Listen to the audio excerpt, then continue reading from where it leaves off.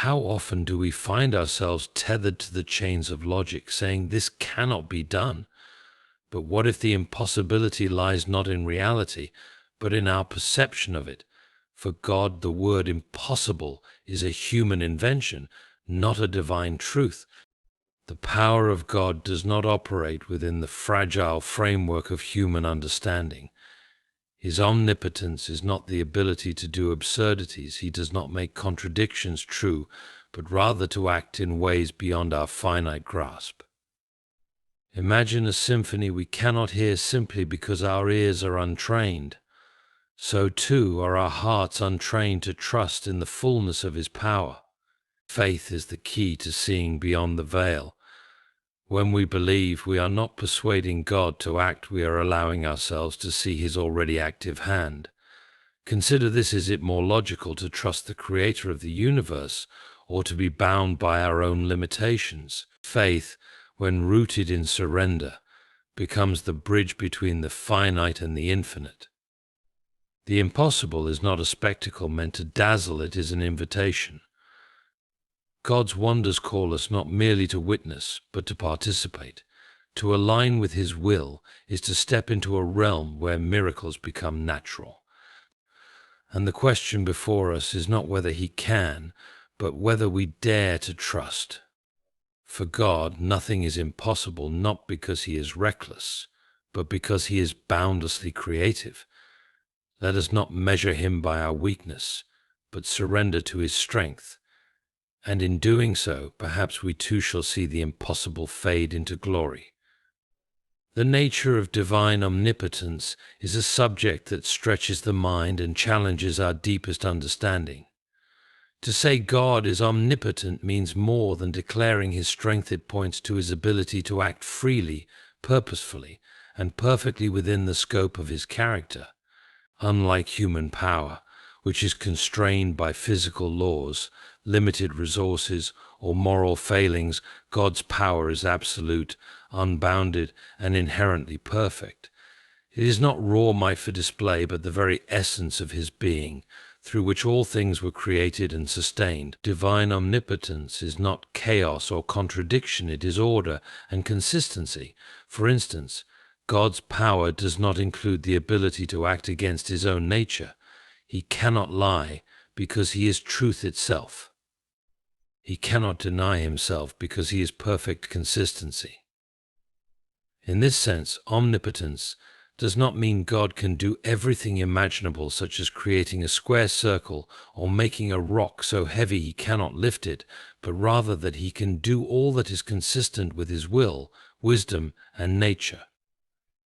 The idea of impossibilities dissolves not because God breaks the laws of logic, but because His reality surpasses them. Creation itself serves as the first evidence of His omnipotence. God spoke, and the universe came into being. From the vast galaxies to the smallest atom, everything exists by the sheer power of His word. This act of creation demonstrates a power unlike any human endeavor. While we must manipulate existing materials, God creates ex nihilo, out of nothing. Such an act is not merely impressive, it is foundational. It reveals that all things exist not by accident, but by divine intent and sustaining power. God's omnipotence also expresses itself in His governance over creation. From the movement of celestial bodies to the growth of a single blade of grass, nothing happens outside of His sovereign will. Even in the complexities of human free will and natural processes, God's hand is neither overpowered nor absent. His omnipotence is so profound that He can weave the choices of free creatures and the patterns of nature into the tapestry of His divine purpose without ever diminishing their individuality. This interplay of divine sovereignty and created freedom showcases a level of power that human minds can barely comprehend. The miracles recorded throughout history serve as glimpses into God's ability to transcend the natural order. When He parted the Red Sea or raised the dead, He did not violate the laws of nature, but revealed His authority over them. For the Creator, These laws are not restrictions but tools. If he chooses to suspend or rearrange them, it is no less natural for him than a potter reshaping clay. What appears to us as impossible is simply God exercising his power in ways that exceed our understanding. One of the most astonishing aspects of God's omnipotence is its compatibility with his patience and restraint. Though capable of overwhelming force, God often chooses to work in subtle, quiet ways. His power is not about dominance but love. It is the strength to uphold the universe, sustain life, and yet tenderly care for individual hearts. This self-restraint, where infinite power is wielded with perfect wisdom and compassion, reveals a depth of omnipotence that brute force alone could never display. Even the cross, the most paradoxical moment in history, is a testament to divine omnipotence. At first glance, it appears as though God's power has been eclipsed by human rebellion and death. Yet, in this apparent weakness, God's omnipotence is most gloriously revealed. By submitting to the cross, he conquered sin, death, and evil not through sheer force but through sacrificial love. The resurrection then stands as the ultimate declaration of his power, proving that even death itself must bow to his will. God's omnipotence provides assurance to those who trust him. Because his power is infinite, his promises are unbreakable. He is not limited by circumstances, time, or human failure. When he declares that nothing can separate us from his love, it is not a hopeful sentiment, but an unshakable reality grounded in his boundless power. His omnipotence guarantees that no obstacle is too great, no enemy too strong, and no situation too dire for him to redeem. In contemplating divine omnipotence, it becomes clear that the limits we perceive are not in God but in our understanding of him. His power is not an abstract concept, but a living reality that governs, sustains, and redeems the universe. Through this, we glimpse the majesty of a God for whom nothing is impossible. Faith serves as the gateway to the impossible, a bridge that connects the human soul with the infinite power of God. It is not merely an intellectual assent to theological truths, but a living, dynamic trust in the character and promises of God. Faith begins where human ability ends, calling us to lean not on our own understanding, but on the unshakable foundation of God's sovereignty and love. This reliance on him is what makes the impossible possible. At its core, faith is a response to God's revelation. When he speaks, faith hears, believes, and acts. Abraham serves as a profound example when God promised him descendants as numerous as the stars. Despite his advanced age and Sarah's barrenness, Abraham chose to trust. This trust was not based on circumstances, but on the reliability of God's word. Faith does not demand to see how God will fulfill his promises. It rests in the certainty that he will. This kind of belief opens the door for God to work in ways that transcend human limitations. Faith is also the lens through which we perceive the supernatural. Without it, we are bound to a materialistic view of the world, seeing only what is immediate and tangible. Faith allows us to grasp the unseen reality of God's presence and power. When Peter walked on water, it was faith that enabled him to step out of the boat and experience the miraculous. The moment his faith wavered, fear overtook him, and he began to sink. This illustrates how faith shifts our perspective, enabling us to see God's power at work even in circumstances that appear impossible. Faith, however, is not a passive attitude but an active posture. It requires stepping out in obedience, even when the path is unclear.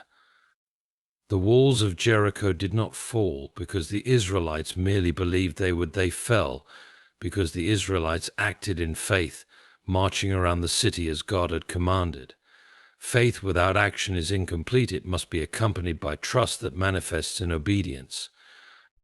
This active faith aligns us with God's will, positioning us to receive his power and guidance. Another critical dimension of faith is its relationship with humility. To have faith in God is to acknowledge our own insufficiency and His all-sufficiency. It means surrendering the illusion of control and recognizing that we are utterly dependent on Him. This humility does not diminish us but liberates us, freeing us from the burden of self-reliance and enabling us to rest in God's strength. Faith is not about convincing God to act, but about trusting that He is already at work. Faith is often tested in the face of delay and difficulty. When prayers seem unanswered or circumstances grow more dire, faith must endure. This endurance refines and strengthens our trust in God, teaching us to depend on Him even when the outcome is uncertain. Consider the story of Lazarus. When Jesus delayed his arrival, Lazarus died, and all hope seemed lost. Yet this delay was not a denial, but an opportunity for God's glory to be revealed in an even greater way through Lazarus's resurrection. Faith trusts in God's timing and purposes, even when they differ from our own. Faith is also deeply connected to hope. It looks beyond the immediate and clings to the promises of God, trusting that He is faithful to fulfill them. The heroes of faith in Hebrews 11 lived not for what they could see, but for what God had promised. They understood that faith is the assurance of things hoped for, the conviction of things not seen. This forward-looking faith enables us to endure hardships, knowing that God's purposes will ultimately prevail. Faith is empowered by love. It is not merely belief in God's ability, but trust in His character. Faith recognizes that the same God who parted the Red Sea and raised Christ from the dead is the God who loves us personally and unconditionally. This love gives us confidence to approach Him, knowing that His power is always exercised for our good and His glory. Faith does not demand perfect understanding. It requires a heart that is willing to trust God's goodness, even in the face of uncertainty. Human perception often operates within the narrow confines of physical reality, defining what is possible by what can be seen, measured, or logically explained. However, God's reality operates on an entirely different plane, transcending the boundaries of human understanding. What may seem insurmountable to us is entirely within the scope of God's power and purposes. The gap between human perception and God's reality is not a limitation of His ability, but of our capacity to comprehend. Our perception is shaped by experience, culture, and the physical laws governing the universe. These factors create mental frameworks that often resist the idea of the miraculous. For example, when faced with a barren wilderness, we perceive scarcity, yet God sees abundance. In Exodus, when the Israelites were without food, they saw hunger and impossibility, but God rained down manna from heaven. This demonstrates how our limited view contrasts sharply with God's ability to create provision where none appears to exist. His reality is not bound by the natural order, for He is the one who established it. Often, our perception is clouded by fear and doubt. When the 12 spies entered the promised land, 10 returned reporting giants and fortified cities, declaring the task impossible. Their fear distorted their perception, making God's promises seem unattainable. Caleb and Joshua, on the other hand, viewed the situation through the lens of God's power. They trusted not in their own strength, but in God's faithfulness to deliver on His word. This highlights a crucial truth: how we perceive challenges is determined by whether we view them through the lens of human limitations or divine capability. God's reality also defies the finality we often assign to circumstances. Death, for example, is perceived as the ultimate end, yet for God it is but a transition.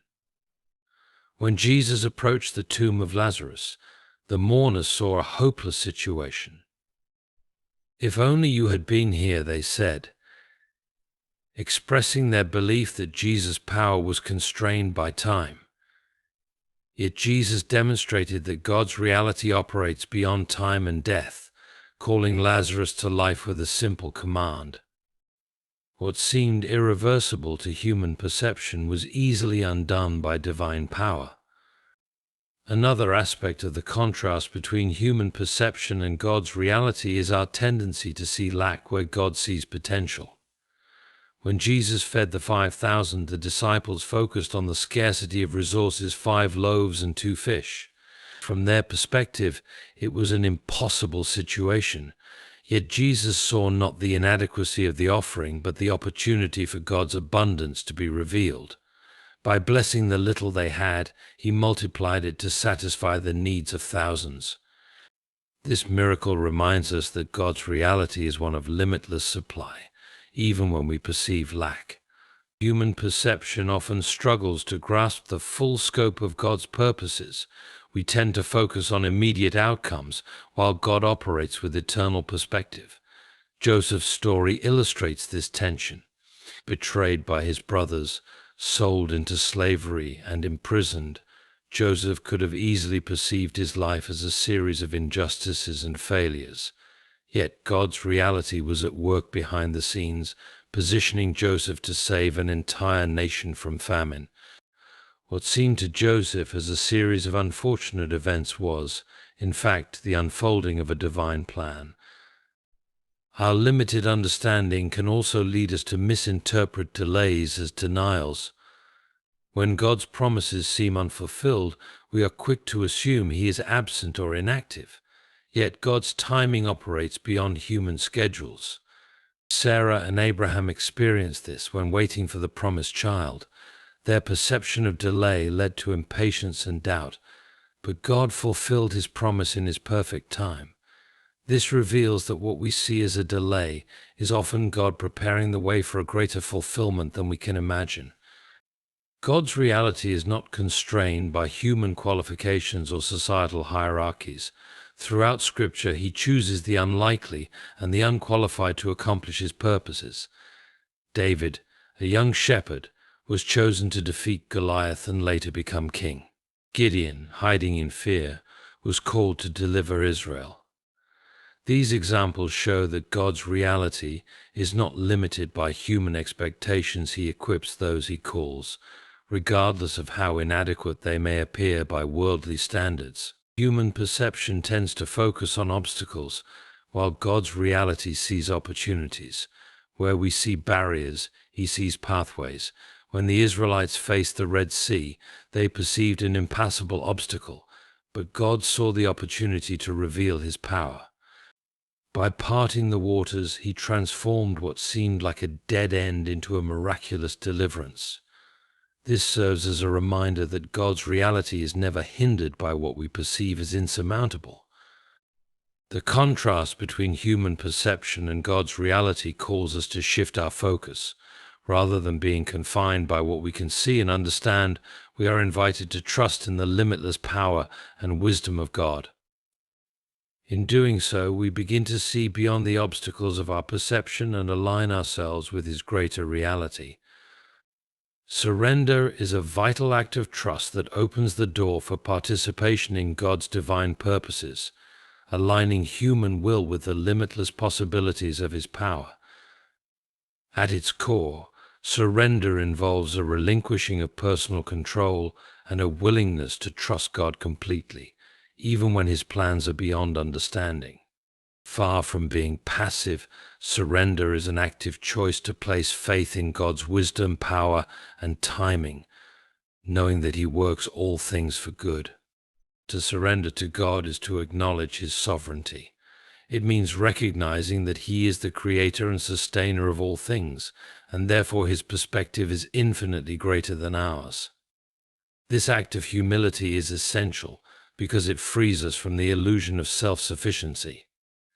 As finite beings, our knowledge and power are limited, but when we yield to the infinite wisdom and strength of God, we align ourselves with a reality that surpasses human understanding.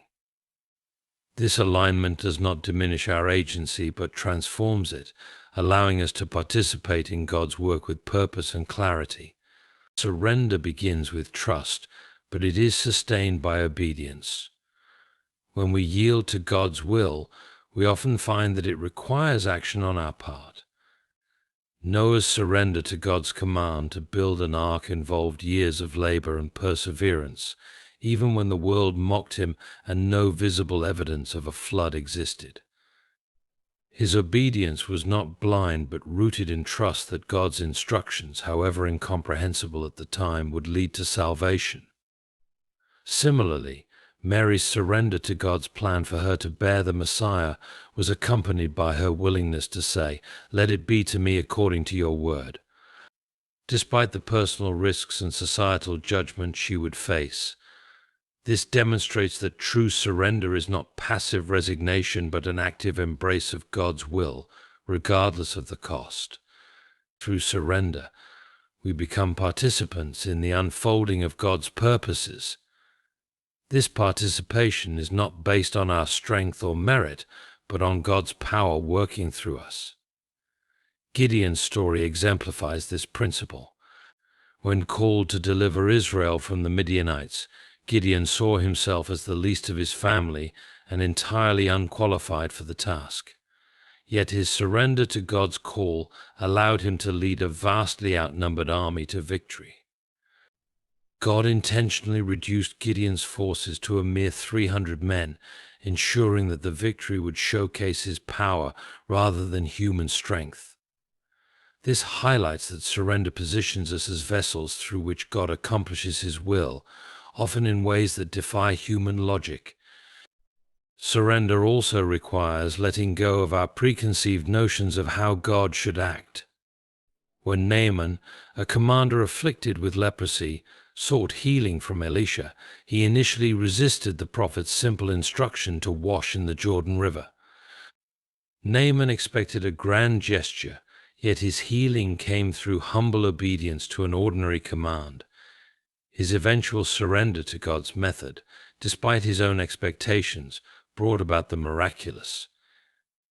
This story underscores that surrender involves setting aside our preferences and embracing God's ways, even when they seem counterintuitive. At times, surrender means embracing uncertainty. Abraham's journey to an unknown land, guided only by God's promise, required him to leave behind the familiar and step into the unknown. Such surrender often feels risky because it involves trusting God without knowing the full picture. However, it is in this place of uncertainty that God's power is most profoundly revealed.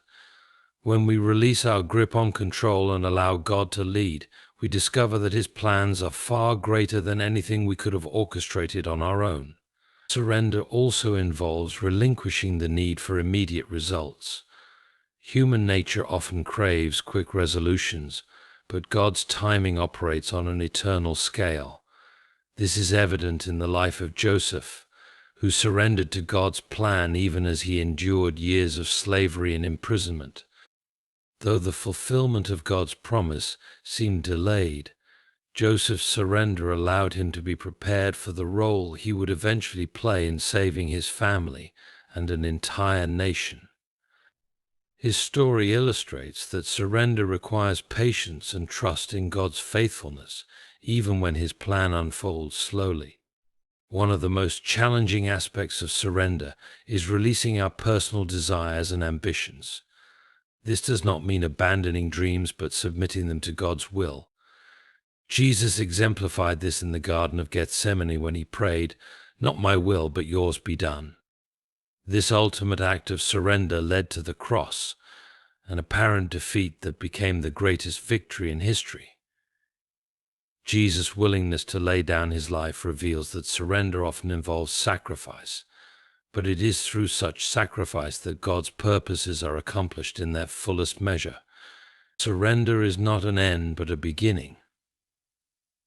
When we yield to God's will, we are invited into a partnership with him. This partnership transforms our perspective, enabling us to see obstacles as opportunities and challenges as part of his divine plan. It also equips us with the assurance that we are not working alone but are empowered by his Spirit.